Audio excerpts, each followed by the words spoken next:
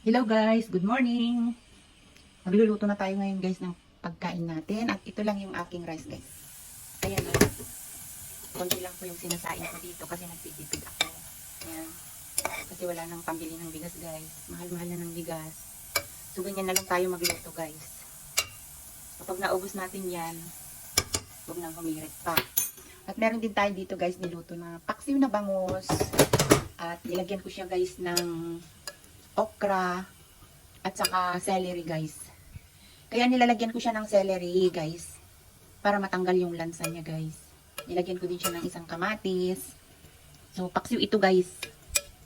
Ayan guys, oh, ang sarap-sarap oh. Nagda-diet ako guys. So isa lang yung uulamin ko ngayon. Saka may okra.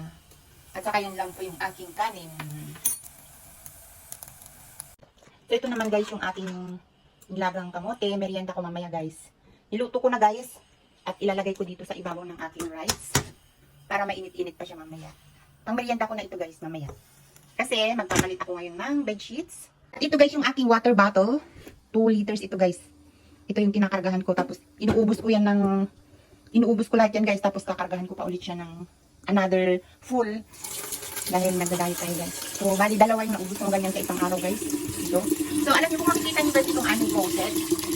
Ito guys ay filter na ito guys, ito yung filter. Ito naman yung normal na water na ginagamit sa panghugas, sa pangluto. Ito naman guys ginagamit sa inumin namin. So ito yung filter na tinatawag nila guys. Ayan. At kapag natapos yan guys, i-turn mo lang ito guys, babalik dito sa normal water. So katulad yan guys, puno na yan. So ito-turn natin ngayon ito guys. Ayan, pupunta na siya dyan sa isang toward sign yung tubig. So ayan guys, yung aking inumin the whole day ngayon. Uubusin ko ito guys ng aking saging guys o ay na over ano na siya. Ilalagay ko na lang siya mamaya sa freezer. Gagawin ko na lang siyang banana cake. So ayan guys. So mag-uumpisa na tayong maglinis. At bisitahin muna natin guys yung ating mga halaman. Transplant ko nung isang araw guys. Ito okay na sila. Pero ito guys, sad, namamatay siya guys. Hindi siya happy dito. Ito naman guys, medyo okay na siya. Kasi kulang siya sa tubig. Ayan, naglalaglagan na yung mga ano niya. Kasi naninibago na siya ng ng dahon. Ganun din ito guys, oh. Ito tinanggal ko lang yung hindi ko siya transplant ito. Tinanggal ko lang yung kasama niyang plants. At ito din yung mga transplant ko guys, oh. Parang namamatay naman sila. So sad. Gusto ko pa naman guys yung bulaklak nito. Ito. Meron pa akong white, pero hindi ko alam kung nasaan yung white. Ito naman is yung dark pink ito guys. Kaya lang wala na siyang At ito naman yung aking snake plants na ilalagay ko na lang doon sa ano namin guys ito. Ilalagay ko na lang ito sa aming bathroom. Yan guys, para meron kaming plants doon sa aming bathroom. Medyo mabigat guys. So papasok ako. Oh, mabigat siya. Ito guys yung bedsheet ko. Palit ako mamaya. Ay, mabigat siya guys. Ang bigat-bigat guys. Oh. So ito, sorry guys. Ilalagay ko dito guys sa aking bathroom ito. Doon sa gilid doon. Yan. Para meron akong plants dyan. So, ayan guys. Itong bed naman guys, hindi ko na siya inayos kasi magpapalit din naman ako ng bedsheet. So ganyan na lang. Tanggalin ko na lang mamaya yung bedsheet tapos maglalaba tayo guys. So hello guys. Pero tapos natin magpalit ng bedsheet guys. So ito kasing banana ko guys, na dalawa ay na-overripe na siya. At same dito sa tatlong ito guys, overripe na siya pero nilagay ko siya sa freezer. Ngayon, gagawin na lang natin siyang guys, banana cake para hindi siya masira guys. Kasi sayang din kung masira lang siya. So meron tayong flour dito. Ito yung gagamitin natin flour guys. Ayan. So iyan ang gagamitin natin at lagyan natin ng 2 itlog. Hindi ko alam kung pwede pa itong aking baking soda kasi matagal na itong nabuksan, pero 2024 pa yung niya guys, expiry date. So pwede pa siguro yan guys. So ngayon ang gagawin natin is i-mix muna natin guys itong ating dry ingredients. So itong banana guys, i-separate natin, mamaya natin siya gawin. So unahin muna natin yung dry ingredients. So ito, ayun guys. Sayang din kasi guys kung masisira lang dyan. So pwede ko siyang i-bake at ipapakain ko guys sa aking mga alaga. Dahil gustong gusto nila guys ng banana cake. So ngayon, Hugasin ko na yung kamay ko, pero hugasan muna natin ulit guys para hindi siya sticky sa ating kamay.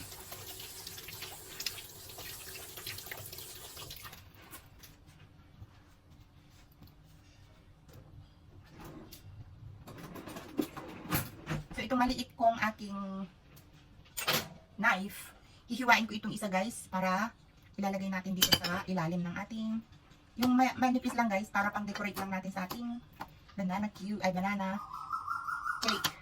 So yan, ilalagay natin ito sa loob. Para kapag nabake guys, meron naman siyang banana style. So ayan guys. Lagyan natin dyan. Ayan. Mamay lagyan na lang natin tapos i-bake natin guys. Gawa pa tayo kasi meron pa tayong paglalagyan guys. Ito guys, gagawin natin siyang muffins. Banana muffins. Ayan. So, ganyan na lang. Medyo manipis masyado. So, dito natin ilalagay. Para yung sobra guys, yun ang gagamitin natin sa ating banana muffins. So, ayan guys. Maghiwan pa tayo ng 3, baka kulang yung ating, Ayan guys. So, ayan, gagawin na natin ito guys. Ay, ito nga pala, ito palang avocado guys. Hindi ko siya ihahalo. Ang gagawin ko ay, dahil mahinog na siya, ilalagay ko siya guys sa freezer. Hiwain ko na kasi hindi ko pa nagagamit ito guys, pero hinog na siya. So kailangan na natin siyang ilagay muna sa freezer para kapag kailangan natin, kasi meron na siyang black. Kasi guys, nakalagay lang ito sa ref, sa fridge. So, tanggalin natin yung black niya at ilalagay natin dito sa ating freezer.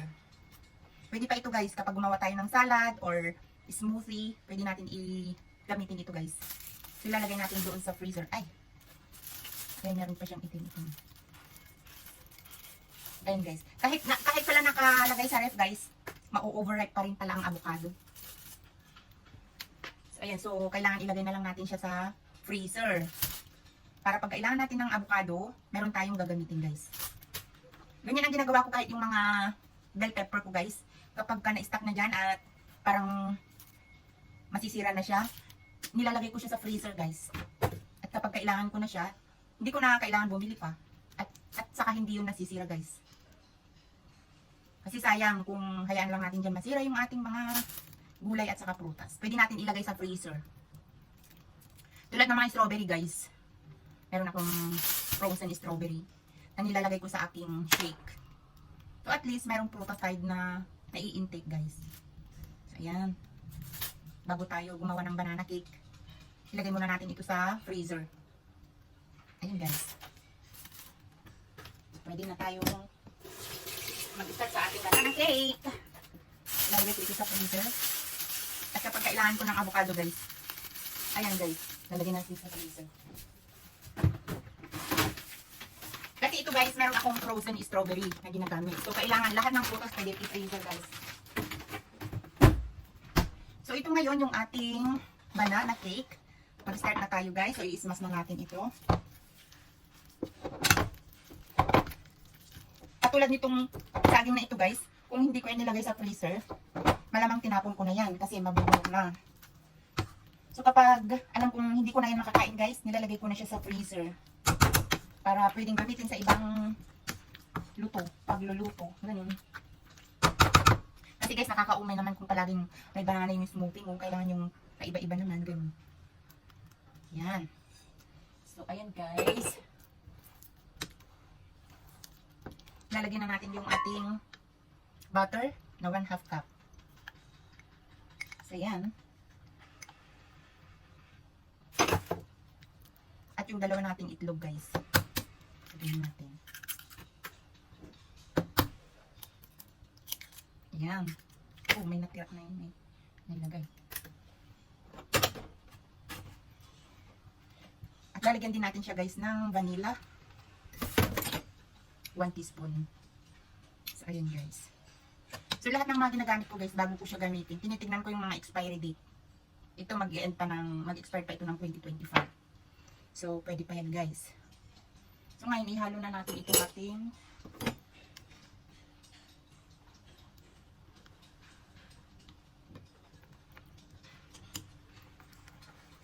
nasira kasi guys yung mixer ko. Kaya ito na lang yung gagamitin ko.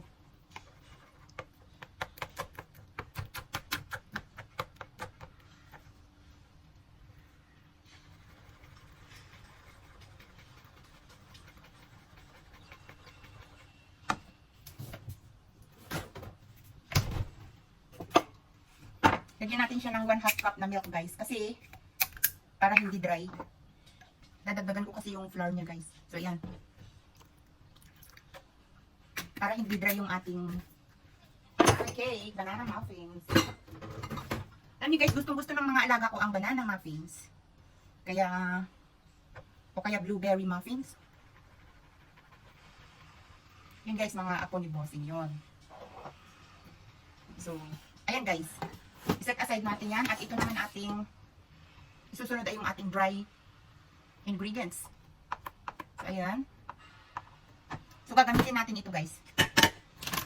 Siguro, gamitin na natin lahat itong flour. Kasi wala na akong paggagamitan nito. 1, 2. Tamang-tama guys kasi nagdagdag tayo ng gatas ng milk. So 3 cups ito guys. Ayan. Tapos maglalagay tayo ng brown sugar. Brown sugar kasi ang ginagamit ko kaya brown sugar ang aking ilalagay. Ito guys, lagyan natin siya ng ano lang. Ayoko kasi guys ng masyadong matamis. So lagyan lang natin siya ng 4 scoops. 2, 3, 4. Siguro nasa 1/2 cup na yan. 1/2 cup na sugar. Ayan. Gusto ko lang yung hindi matamis na cake guys. Tapos lagyan natin siya ng, oh my goodness.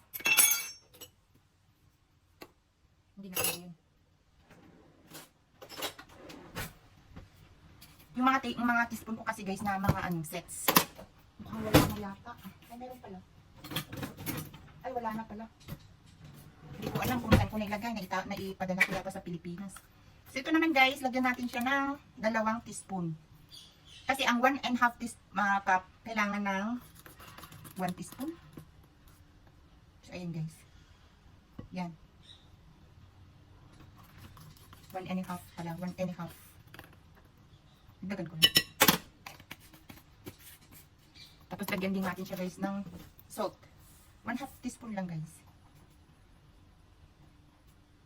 Yan. So halo-haluin na natin siya.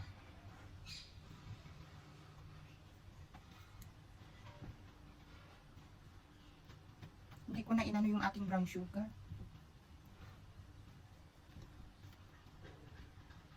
Kasi nag-ano na siya, oh. Naglalams-lams yung buo-buo. Hindi ko pala na ano siya, guys. Ano natin, strainer natin, guys, para hindi siya maging ano.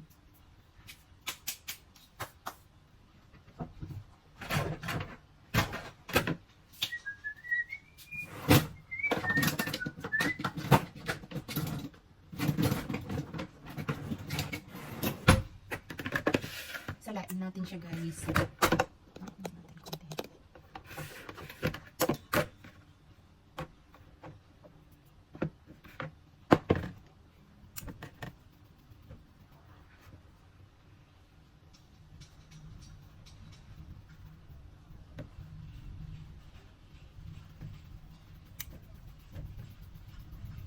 Ayan, buo-buo kasi siya guys, kaya kailangan natin siyang salain. O ayan o, pati sugar.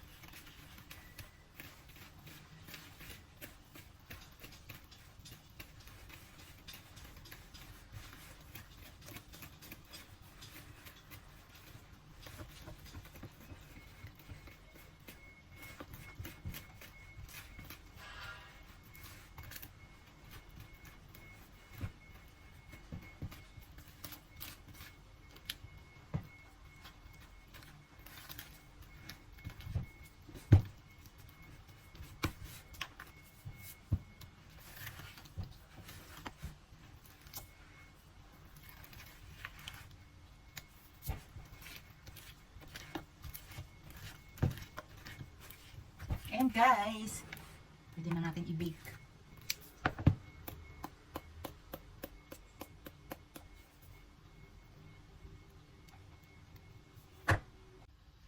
So, ayan guys. Pwede na tayo maglagay. Ito muna lagay natin guys.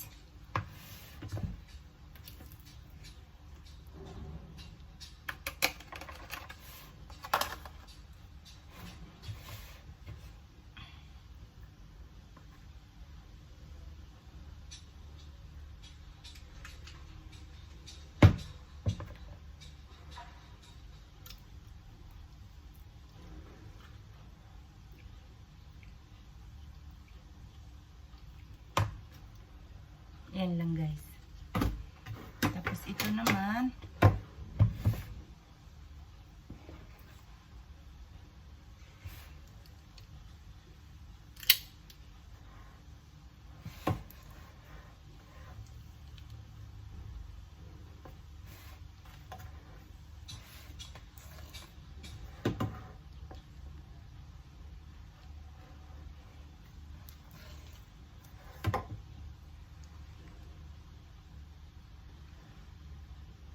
Nilagyan ko na siya kanina ng butter, guys.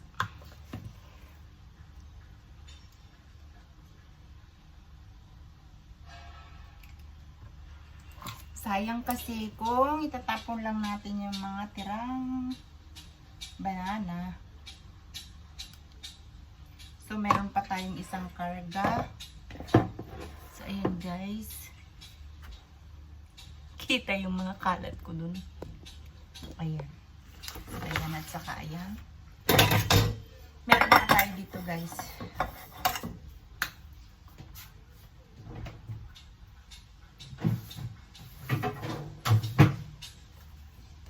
Dahil naubos na yung ating butter, kailangan natin mag-melt. So ayan lang guys ang i-melt natin.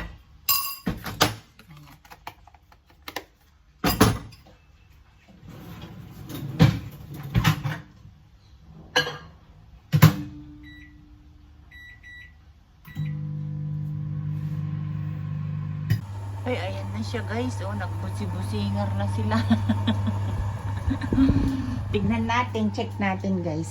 Kung luto na siya, kuha tayo ng pati ng chopstick. Kasi kapag tinusok mo daw yan, at may sumusunod na ano, kapag tinusok mo, wala nang sumusunod guys. So, ayan. Ayan, meron pang konti ito. Hindi pa masyado luto. So, yun guys. Yung maliliit, pwede na yung mga yun. So, ito na guys. Mukhang masarap siya. So, ito guys, ilalagay ko lang siya sa freezer. Hindi ko pa pwedeng kumain. Dahil on diet tayo guys. So, ganyan lang muna siya dyan. Wala kasi akong paper bake. Ano eh, wala kasi yung hulmaan ko ng bake, ay ng muffins na ubos. Kaya yan na lang guys.